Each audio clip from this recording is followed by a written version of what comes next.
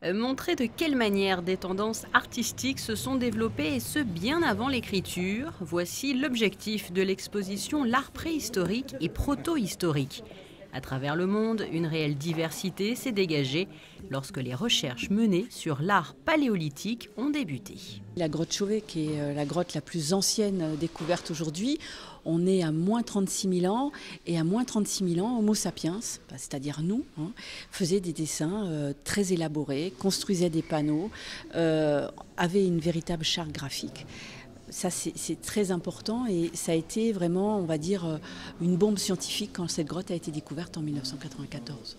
Cette exposition est le fruit d'une association entre le musée d'anthropologie préhistorique et le centre de recherche et d'études pour l'art préhistorique. Elle est temporaire et sera visible jusqu'au début de l'année 2019. À travers ce qu'elle propose, elle rend aussi hommage au prince Albert Ier, qui a très largement contribué à l'essor des recherches dans ce domaine dès la fin du 19e siècle. Pour moi, l'art a commencé avec l'homme. Autrement dit, le premier homme, c'est déjà le début de l'art. Pourquoi ?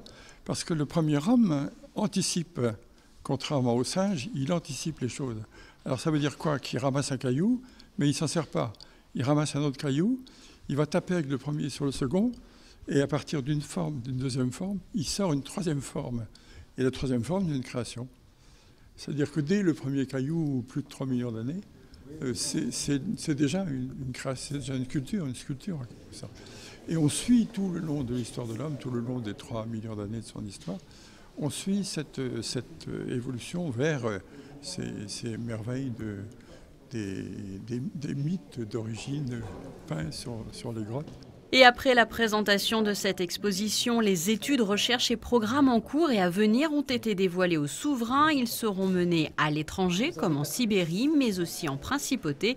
Concernant le rocher, justement, ne manquez pas le rendez-vous sur les origines de Monaco, quelques jours à peine avant la fête nationale, le 15 novembre, au Théâtre des Variétés, proposé par Elena Noter-Rossoni et Yves Coppens, que vous entendiez un peu plus tôt.